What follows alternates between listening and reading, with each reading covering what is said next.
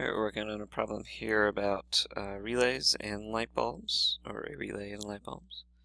So the relay is here. Here's the coil. So if we have current flowing through the coil, these will switch. They're in their default position now. There are two SPDT switches, so this is a DP-DT relay. Alright, let's first see if we can figure out the way the current's flowing here.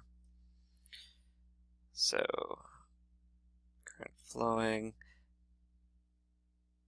If the switch is in position A, we'll be able to go there. We have a branch. It goes here, follows the switch through the light bulb, comes down. It can't go through here because that's open, so it goes to ground. Alright, there's no current flowing through the coil because that's not a complete circuit. Right? So this is our current path. Okay, so we want to know when the switch is in position A, what is the total current through the battery? So all we have in here are resistors. We need to figure out the equivalent resistance. So we have basically two branches, right? There's this one split, and other than that, it's just two branches. So we could draw, if we wanted to redraw that circuit. We have one branch that's 100 ohms. Let's do the switch that goes to ground. The other branch, we have 200 ohm in series with two 75 ohm light bulbs. Redrawing this stuff can really help a lot of the times. Alright, and then they go to ground.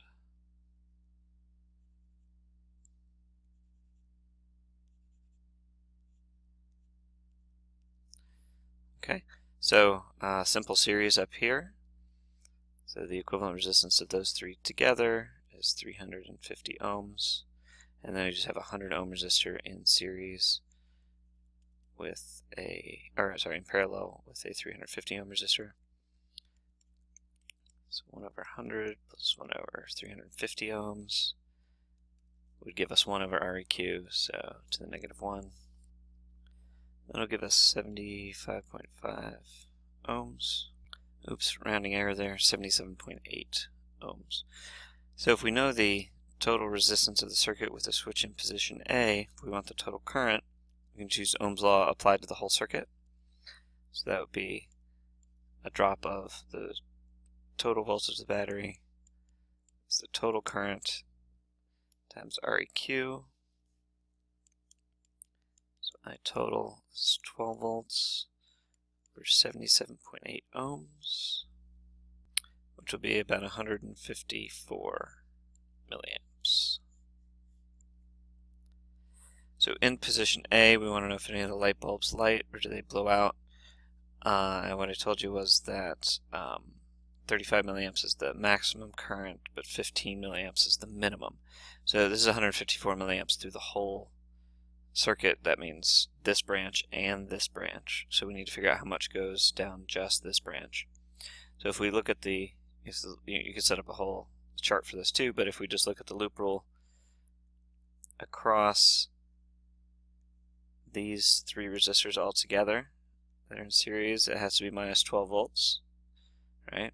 12 volts across the battery, and then by the time I get back to ground, I have to be at 0 by loop rule. So if I just apply Ohm's law to that loop, or to that branch, I can find the current through that branch. If you do it to both, the numbers you get should add up to 150 more milliamps because of the junction rule. Alright, so let's apply it to that branch. So I, through the bulbs, be 12 volts over 350 ohms, which will be 34.3 milliamps. So that's the current through both bulbs, since this is just a series and all three elements in the series must have the same current through them. So 34.3 milliamps, that is enough for the bulbs to light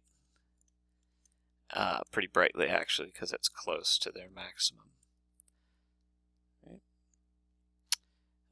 Now if I look at, that's just bulbs 1 and 2. Bulb 3, the current is 0, so it doesn't light because there's no path through that. Now we'll look at the questions on the next page, but I'm going to keep the schematic up here.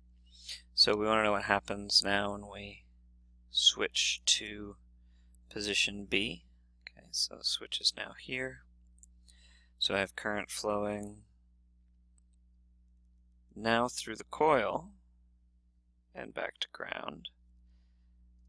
And if the current through the coil is at least 4 milliamps, then this will switch both of these switches, and then I'll have different stuff happening up here. So the first question is, does the relay activate? So I'll mark this out since we're not doing this question anymore. So does the relay activate? Well, there are two loops here.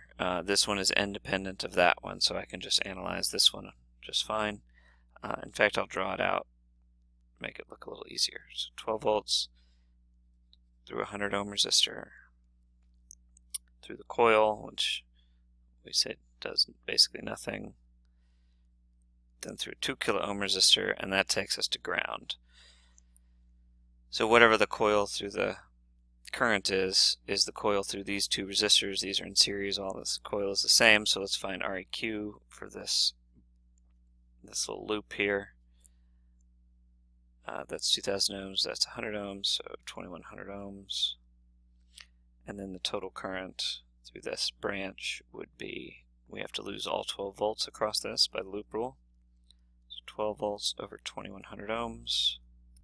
That's 5.7 milliamps. So yes, the relay does engage, which means the switches flip. That doesn't do anything to this one because we're not really using it. But now we have a second branch, so the current through the battery will be higher than what we were thinking. Goes through this one bulb and out.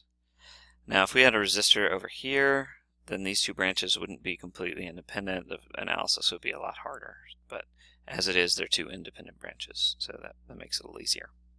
So we want to know what's happening with the light bulbs now.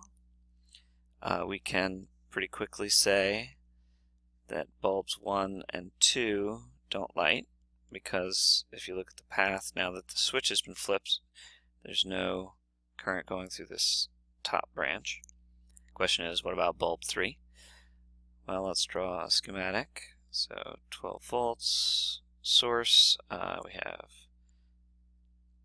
200 ohm resistor and a 75 ohm light bulb, which we're pretending is just a regular resistor. So Req for this loop is 275 ohms. So the current through this loop, we have to lose all 12 volts across that because of the loop rule. So 12 volts over 275 ohm. It's 43.6 milliamps. So bulb 3 will blow. That's more than we said the maximum.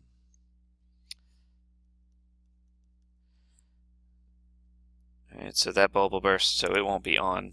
Bulbs 1 and 2 don't have any current through them, so they won't be on. So if we switch to B, we'll damage one of our bulbs and cause the other two to go out. We switch back to A, and bulb 1 and bulb 2 will light back up again. Bulb 3 won't have any current through it. Of course, it'll be broken anyway.